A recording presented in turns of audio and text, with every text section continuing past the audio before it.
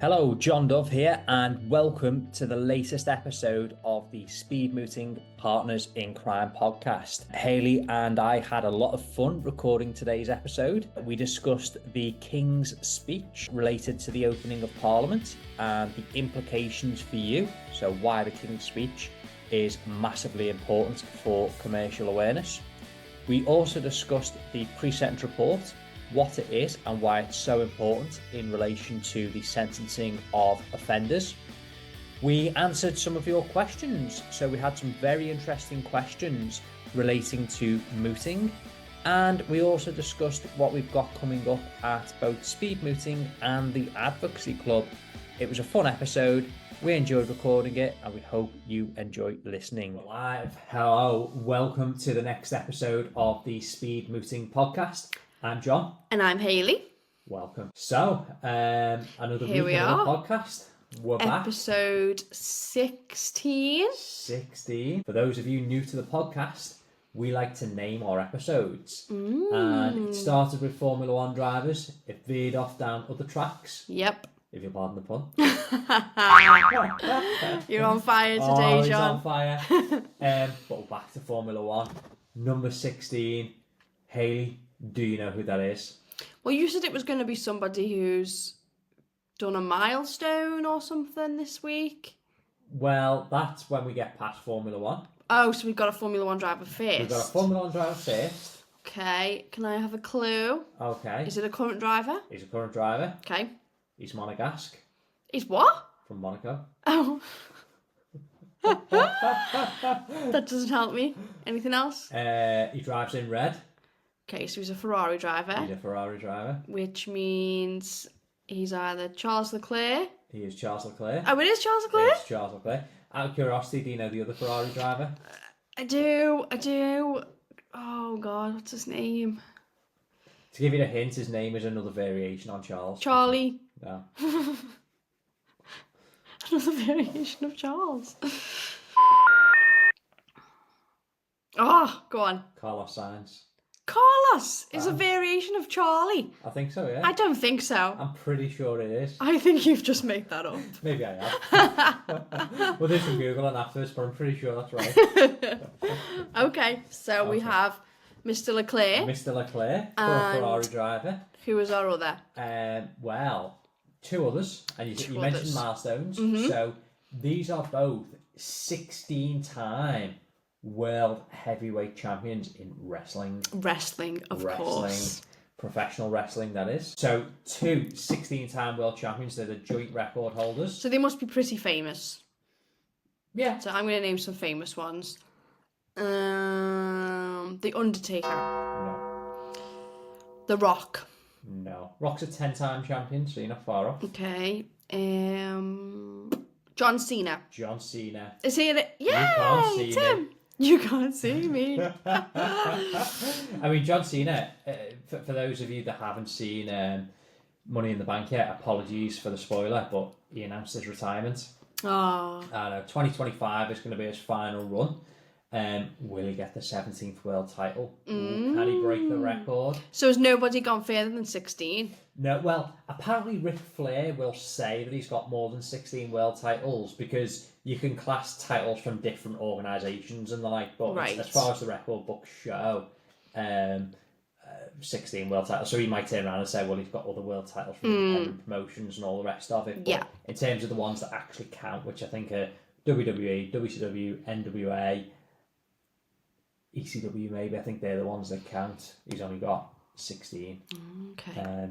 But John Cena, what I was about to say was, when he retires, he can have a career at the bar and just turn up without his wig and gown all the time and just keep saying to the judge, you can't see me.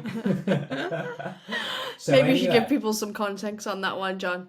Yeah, so the context on that is, if you are in court and you are not in the right, if you're not robed, so if you don't have your wig, your gown and your tabs on, the judge can't see you and he can't hear you.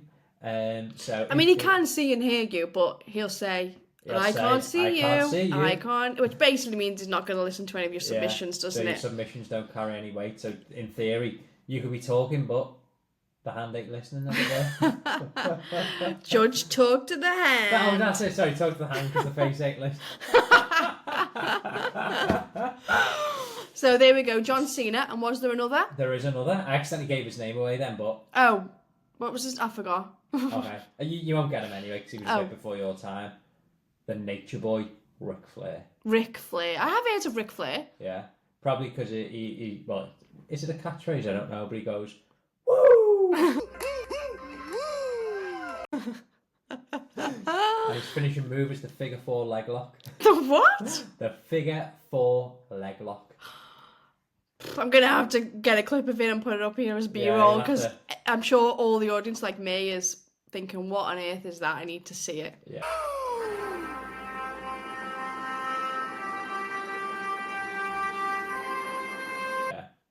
His daughter is in wrestling as well, and she's taken the move one step further and calls it the figure 8 leg lock. Wow. I know, crazy.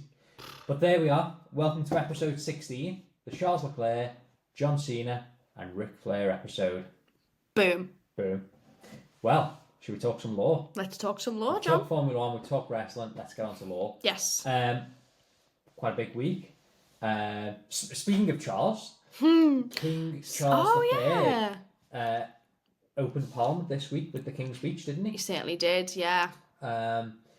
So, I mean, this is probably more up your street, Hayley. Do you want to talk to us about the significance of the King's Speech? Certainly. So, for commercial awareness, our commercial awareness corner, this fits in perfectly. So, for anybody who watched last week's podcast episode, this was very closely linked to today's, because we talked about the change in government. So we've switched from Conservative to Labour, just in case you didn't know. Maybe you don't follow politics. Maybe you've not had the news on. Or as John says, maybe you live under a rock. Yeah.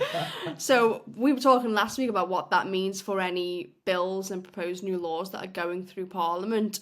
If they've not been passed yet, if they haven't received royal assent, they basically fell away. They don't continue. Yeah. Which is very interesting because there was a number of really high profile and very, very high impactful bills going through Parliament. So the one I talked about last week, because I was a property litigator, so something that was on my radar was the Renters Reform Bill, which was bringing in tons of changes into the private rental sector. One of the biggest conversation pieces of that bill was that it was going to abolish no-fault evictions using Section 21 notices. So as of last week, that bill was gone, and what I was saying was, ooh, watch this space, let's see what's going to happen. Will Labour continue with that bill, etc.? Yeah. And now in the King's Speech, what he does, or what he did yesterday, was he essentially laid out all of Labour's plans, so a lot of the new bills and laws that are supposed to be coming in. And one of them is the Renters Reform Bill is coming back, so Labour will be continuing with that bill. Will it be exactly the same? We don't know yet, but they are continuing to abolish the no-fault evictions. Oh, right, okay. Yes. So that's just one example from a property perspective, but King Charles laid out so many proposed bills that are going to be coming into play under Labour's leadership. So there's a bill that's going to come into play called the Hillsborough Law. So that's all about holding public bodies to account when something disastrous happens. There's going to be changes to the criminal legal system, which I'll let you have a little chat about, John, and many other things coming through. So just in terms of commercial awareness, if you haven't already, I would recommend you have a listen to Charles's speech, pull out the key points and make sure you understand them. So when you listen to people like politicians and royalty speak, sometimes I listen to it and go, what did he actually say? What did he actually mean? So if you're like that, you can also just have a read up on news articles. There's tons of commentary already from legal academics and just sources like BBC News where they've summarised what exactly it all means. So you need some help seeing the wood from the trees, which I sometimes do. Just have a look at the legal commentary out there and that will tell you all you need to know. Perfect. Yeah. So yeah, definitely I'd recommend that. Read up on the commentary in relation to the King's Speech. And as Hayley says, there's going to be changes in relation to so many different areas of law. So whatever your interest is, take a look at that. Have a read in relation to that, because no doubt these changes will come up in training contract interviews, pupillage interviews, etc. So it's good for you to be abreast of what is actually changing. I mean, you mentioned from a criminal point of view, the key change is going to be in relation to the prison estate. So it's very, very close to full. We're almost no room at the inn. So there's proposed legislation coming in later this year, or secondary legislation, I should say. And the idea will be that certain individuals who are serving sentences in relation to less serious offences, if I put it that way. Certainly not people who are classed as dangerous offenders, not people who are convicted in relation to sexual offences, for example. It wouldn't apply to them, but people on convicted for shorter and less serious sentences, or serving, I should say, shorter and less serious offences, can be released at the 40% mark rather than the 50% mark. So for those that don't know, as a general rule, when somebody receives a determinate sentence, and when I say determinate, I mean you're told when you're sentenced exactly how long in terms of years and months your sentence is. If you have a determinate sentence, normally you would serve 50% of that and serve the second half on licence. The proposal under this new legislation is that certain offenders would only serve 40%, so would serve 60% on licence. And the idea is that will start to free up some places within the prison estate. So watch this space. Let's see if the legislation gets through Parliament, and let's see what happens there. Indeed. So I think that rounds off neatly our commercial awareness corner for the week. I think it does. And I think stemming on from the same topic, we were talking about people serving sentences, and in our criminal legal section of the podcast, we've spoken a little bit about sentencing and various issues in relation to sentencing. And I thought, given that I've not long come home from a sentencing hearing today, and probation were involved, I thought I would explain what a pre-sentence report is. Brilliant. Because some people may not have heard of that and may not understand its significance. So a pre-sentence report is a report that's compiled by the probation service. So when you have an individual that is to be sentenced for an offence, and there's the possibility of a community order and or a custodial sentence, the court may order a pre-sentence report. And the idea is that a representative from probation will meet with the defendant. They'll sit down, they'll have an interview with them, have a chat, and ask them questions about the offence itself, so the probation officer can comment on that individual's remorse and their involvement. They will speak to them about their personal life. So do they have a job? Do they have any financial issues? Do they have any addictions? Ask about their health, both mental and physical. Within the report, the probation service will make recommendations. So, for example, if the court is considering a community order, they'll make recommendations as to what would be suitable. So would they be suitable for unpaid work? Do they require what we call RAR days, so rehabilitation activity requirement days? And that would be a specified number of days by which the defendant has to go and meet with somebody from probation. And you can deal with various things during a RAR day. It could be addiction, it could be critical thinking skills. So many different things can be dealt with on a RAR day. But also, if it's what we call an all options report, and that means that the custodial threshold has been crossed and custody is on the table, the probation service will comment on whether a suspended sentence would be suitable. So, i.e., can that person be managed in the community? Now, the probation service can never recommend a custodial sentence, but they can provide commentary on whether that person is suitable to be managed outside of prison and effectively be given a suspended sentence. So it's quite important in relation to sentencing, and the way that is produced in court is the probation service may type a report that will be presented to either the magistrate in the magistrates court or a circuit judge in the Crown Court, or of course a recorder in the Crown Court as well, or they may simply give their report orally, so they can give an oral report as well and physically read the report out to the court. Okay. But yeah, it's very important and very helpful for the court. So a couple of questions. So you say they can't recommend a custodial sentence. So how would their report read then? Because I suppose if they're not recommending a suspended sentence, then effectively they are recommending a custodial Well, one, that's aren't they? effectively all it would say. It would just say that this person can't be managed effectively in the community. Right, I see. Interesting. Yeah. And do you have are these basically produced at near enough every sentencing hearing, or? It depends. So if it's a very, very low level offence whereby only a fine would be applicable, so, Section 5 public order, something like that. You wouldn't bother. Well, there's no point because it's only going to be a fine. The probation service would be of no assistance in relation to that matter. It's a mathematical calculation of what will the fine be.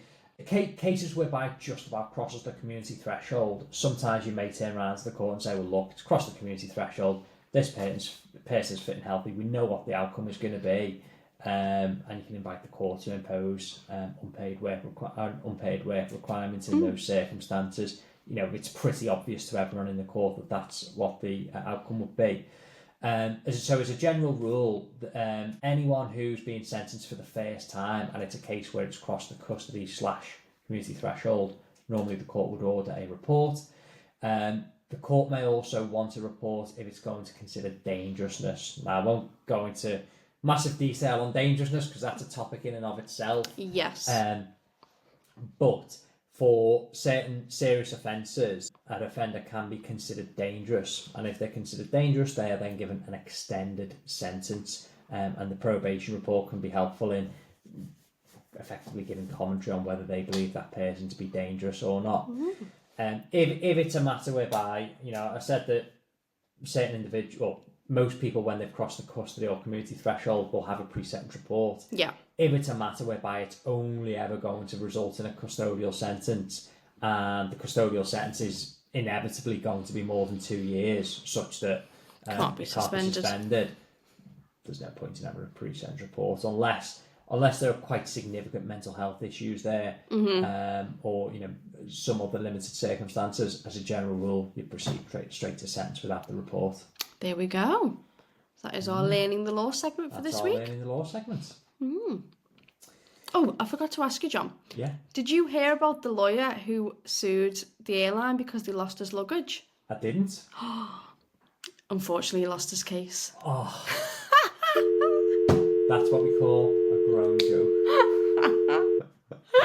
See, me personally, I think the worse a joke, the funnier it is. Sorry, everyone. Anywho, what's next, John? We've had a fair few emails recently from universities and law societies regarding collaborations. We have, yeah, it's very exciting. We're in the summer period now, but a lot of ambitious and clever students are thinking forward into the next academic year, aren't they? So we've had a fair few people who have various roles in their societies, their universities, that have been getting in touch and asking us to explore collaboration with them for next academic year. So we're not busy enough, apparently. No. So we're going to take on even more, but yes, we're always happy to do so because we we're love always it. happy to give back and really expand what we can do and help people. Yes. So we've got a fair few chats set up over the next few weeks and months, and you never know, we may be coming to a university near you very soon. Indeed. So if you yourself are a member of your law society, bar society, or you know people who are on it, then by all means send them our way, info@speedmooting.com, and we'll happily have a chat and see if there's an opportunity that we can explore together. Absolutely. And likewise, speaking of our email address, if ever you have a question and you want us to discuss it on the podcast, drop us an email. Yep. We're always happy to answer your questions. So you can email us, info@speedmooting.com, or you can use the hashtag AskSpeedSquad, and we will answer any of your questions. Certainly will. So, Hayley, have we had any questions this week? We have indeed. Oh, go on. So, fire away. I've got 2 questions. First one, which is a really good one. How do you overcome the fear of judicial intervention and respond to a standard quality? Oh, okay. All right. Well, I can understand why there'd be a fear of judicial intervention, because that's kind of the one major unknown when you go into a moot, isn't it? I think this question was asked from a mooting perspective, because obviously you read the problem, you prepare for it, you prepare your skeleton argument, prepare your submissions, and you know what you're going to be saying. But when that question comes, that's the one time when you've got to go off the cuff, go off piste a little bit, and that's where the fear can come in, because it's a fear of the unknown. Yep. So how do you overcome that? Well, prepare. So firstly, and I may have said this before on the podcast, but think about your case. Think about the strengths in your opponent's case and the weaknesses in your case. So critically, you want to look for any major case law that really goes against you or really supports your opponent's argument. And also within the fact pattern, you probably do this generally with any fact pattern, sort of a good fact, bad fact analysis. Look at what the bad facts are, and that may form some questions by way of judicial intervention. So think about those in advance, and then you can start preparing what your answer may be. Mm-hmm. So in relation to any case law that goes against you, think about ways that you can distinguish the case law. So can you say that it doesn't fit quite squarely with the fact pattern in your case, and therefore distinguish it that way? Maybe look for a dissenting judgment or some obiter dicta within the case itself, and that might be a way that you can effectively deal with that case that goes against you. And then how do you answer to a good quality, to a high quality? Well, use the same rules that you would with any other form of submissions advocacy. So speaking slowly, maintaining eye contact. These are all key ways for you to build rapport with the judge and therefore be persuasive. Definitely. And ultimately, don't feel the need to rush into an answer. So, there's a temptation, as soon as the judge finishes the question, you feel that you need to jump in right away and start answering. But then halfway through your answer, you think, hang on, I would have been better saying. So feel free to take a second or two to pause, to think, try and formulate an answer in your head. And if you need some time to have a think, or you don't even understand the question, ask the judge to rephrase. Mm-hmm. There's nothing wrong with that whatsoever. Yeah. Throw out some filler sentences while you're thinking, my lord, I'm grateful. I would address this as follows, and in your head you're quickly putting together the answer. Absolutely. That's the way that's done.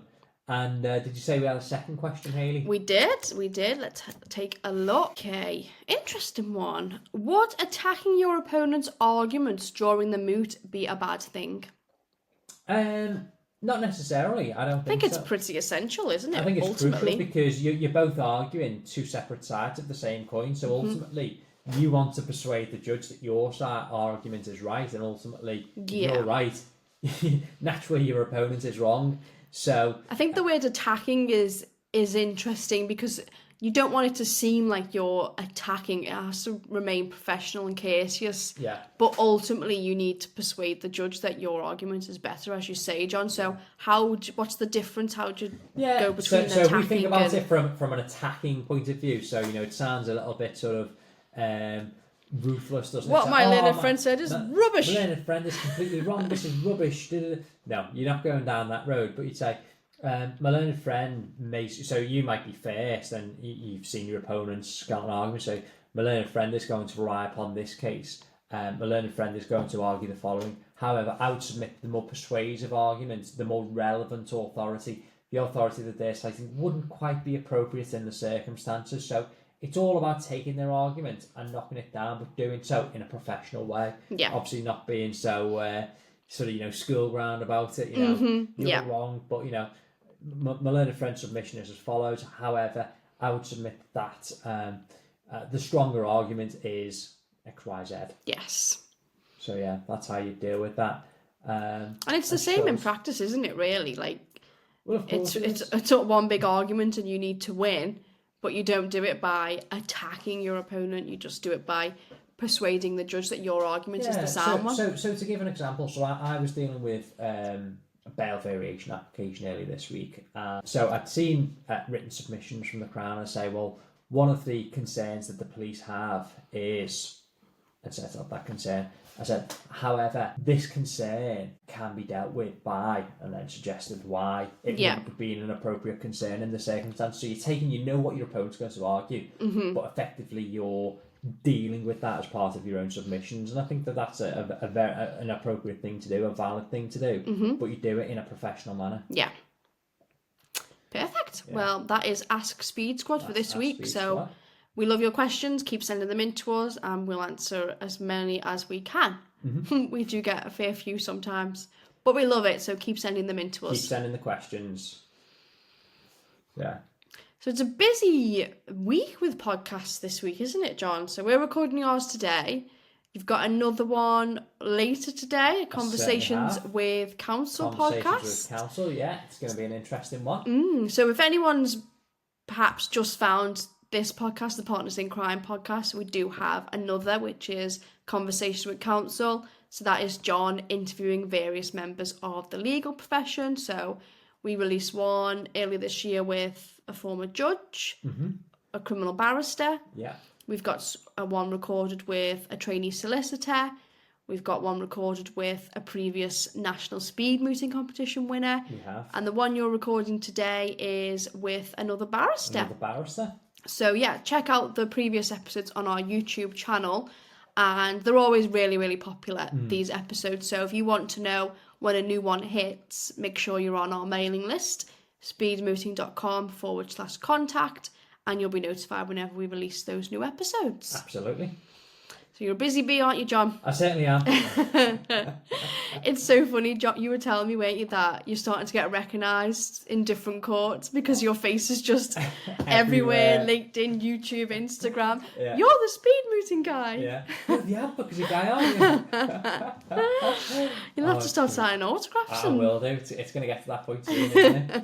Posing for selfies in the robing room. Love it. But no, it's nice. We're always receiving great feedback, and people are actually saying, "Oh, I've been listening to the Partners in Crime podcast," and I think that's quite nice. Sort of recognition of what we're doing. The fact that people know the name of the podcast, people are listening to it. Yeah. So it really means a lot. That actually. Oh, that's good. Maybe we'll carry on recording it then. We'll carry on. I mean, we're 16 weeks in, aren't we? Practically 4 months in. So let's see. Let's see. I was listening to someone the other day, and he said, till you've recorded 100 episodes, you're a beginner. So we've not even started yet, apparently. Wow, we're still babies in the podcast world. Babies in the podcast world.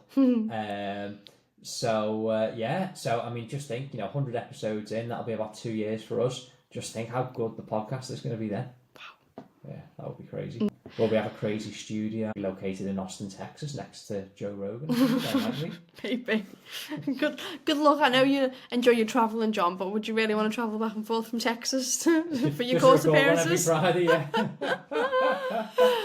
There we go. So yeah, that's what's coming up in the immediate future, but in the not so distant future, we've got a few exciting things coming up as well. We certainly have. So the 7th of September, we have the National Speed Mooting Competition Autumn Cup being held at BPP London Central. Second time we've held the Autumn Cup. Second time we've been to the capital.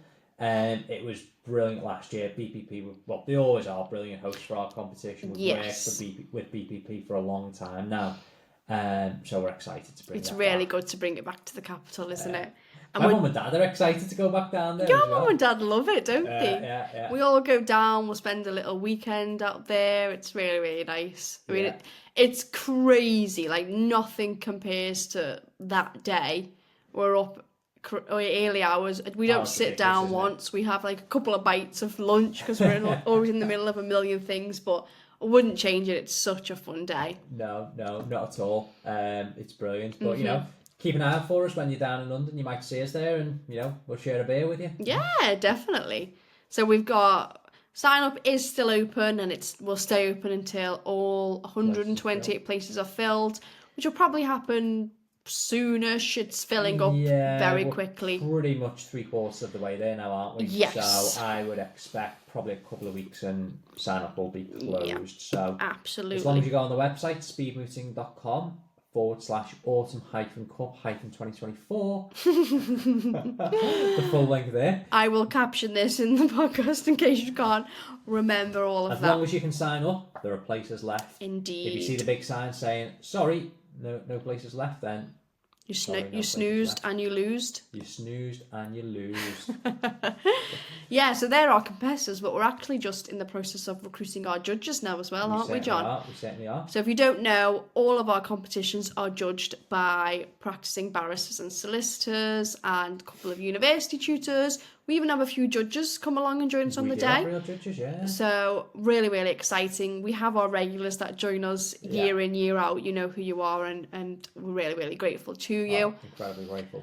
But every year we're amazed by the amount of new people that join us as well. So yeah, if this has come across your LinkedIn page and you are a practicing barrister or a solicitor or a tutor at a university, etc., and you think, you know what, I'd really like to give back and to judge one of these competitions because they sound so amazing and prestigious, we'd love you to join us. So you can drop us a message, a comment, or email us at info@speedmooting.com and we'll give you all the information that you need to join us on the day. Absolutely. So yeah, I mean, the competition itself, it's open to anyone up until the point of qualification. So as long as you are neither a qualified barrister nor a qualified solicitor, you can take part. So even if you've finished your bar course, you're on that sort of hunt for the pupillage, you think, oh, there's no advocacy opportunities out there. Rest assured, there are. You can take part in the National Speed Mooting competition and have a go and try and prove your mettle, practice your advocacy, show your advocacy skills whilst you're trying to obtain that pupillage. And of course, if you win, it's going to look great on your pupillage or training contract applications. And the good thing about it is because, and I think this is partly why, it's, you know, because we've been doing this for so long, we've got such a good reach on our social medias and our mailing lists, etc. now, but also because we do have all these judges coming together from so many different law firms and chambers, etc. That's why we hear all the time when people are going for those pupillage and training contract interviews, when they've got it on their CV, I competed at this competition with Speed Mooting, I'm a member of Speed Mooting's advocacy club, etc. Most of the time, people that are interviewing them know who we are and what that is. Yeah. Because we're so wide-reaching with all of our judges across the country. Yeah, definitely. And of course, you know, if you're not ready to compete and you just want to practice, well, we've got the advocacy club, so you can take part there. We have 2 sessions a month. One that focuses on public speaking and debating, one that focuses on legal advocacy. Really low pressure. You come along, we give you all the material, so there's no research or drafting. You'll practice in small breakout rooms with other members, share peer-to-peer feedback. I provide general feedback to the whole group at the end of the session as well. It's a great way to practice your advocacy and network with like-minded people. And for those who are interested in trial advocacy, for the next 3 months of the Advocacy Club legal sessions, you'll be able to focus or practice trial advocacy. So this month it'll be the opening speech, next month witness handling, the month after the closing speech. So lots going on there. So Hayley, I think that brings us to the end of another episode. I think so. I've enjoyed recording it. Have you? I have. Perfect. We hope you've enjoyed listening. If you're still with us at this point and you're still listening, pop us a comment, and I reckon this week let's go with the spring roll. The spring roll. Where that comes from. I was going to say, you've got to give the people some context. Give some context, haven't we? So, Hayley and I belong to a thing called the Liverpool Speakers Club, and last week's meeting clashed with the football match, the semi-final match. So we decided, you know what, we'll scrap the speaking side of the meeting, we'll just go along, we'll have a social, and we'll watch the match. And the racket club in town who host us put on a nice spread for us, brilliant food, chips, sausage rolls, chicken tenders, all the rest of it, but included within there was the spring roll. A personal favourite of John's. So if you're still with us, comment spring roll. And on that note, see you next time. Bye.